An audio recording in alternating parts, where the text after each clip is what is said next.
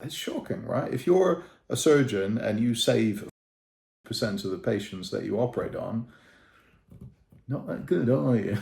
So that's one to watch out for. What is the success rate of your estate agent?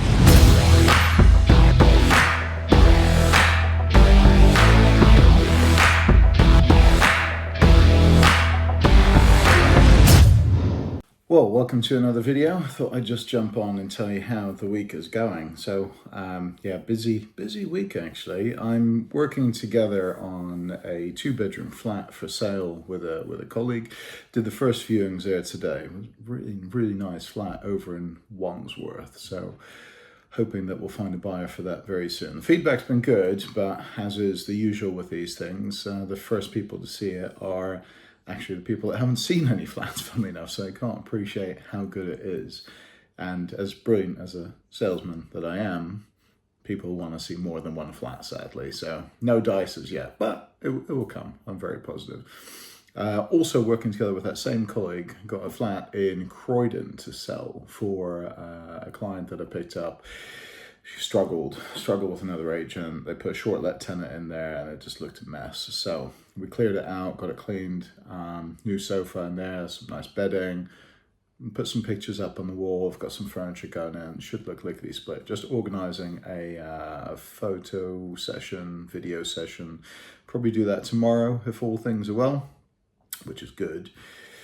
And then done a video for a 2-bedroom flat in Brixton. Now this one was an old client of mine. He recommended his son-in-law, again, was struggling with another agent. Went in there, tenants were a nightmare. Oh my God, there was like an inch worth of dust in there and it looked like they shaved a dog in the bath. It made a really good TikTok because everyone always likes to see people's minging living circumstances and then comment and better judgment, which is great for the TikTok views, not so much for YouTube, obviously. But yeah, that should, well, that has been cleaned up now. I brought the cleaner in, did a video session yesterday, just saw the first draft of the video, looking pretty good. That's going to launch on Boxing Day as well. And I'm also talking to an old client of mine. He's a big investor, actually. He's just repossessed a flat because someone borrowed money off him and he had charge on the property. They didn't pay him. Well, guess what? Fuck around and find out.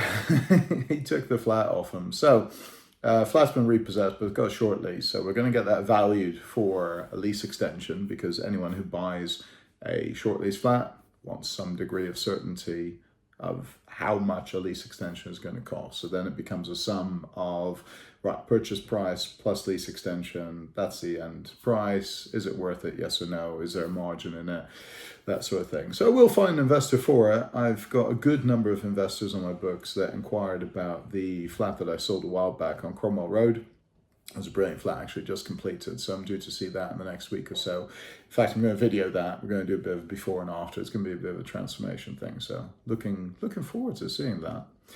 So Catford, Brixton, Croydon, Wandsworth, there's a lot of flats going on there. So there's still a lot of activity, which is odd in December, actually. Normally it quietens down, but this stamp duty change coming up in April, that is really spurring buyers on to make a decision, basically. So I think we're going to see a lot of offers come in the first 2 weeks of Jan because, as you'll maybe know, conveyancing takes a long time in the UK. So to stand any chance at having the cheaper rate of stamp duty, i.e. getting the flat completed before this stamp duty deadline, they've got to really put in some offers in January because otherwise, yeah, no hope. You know, solicitors, they paper shuffle for ages and ages.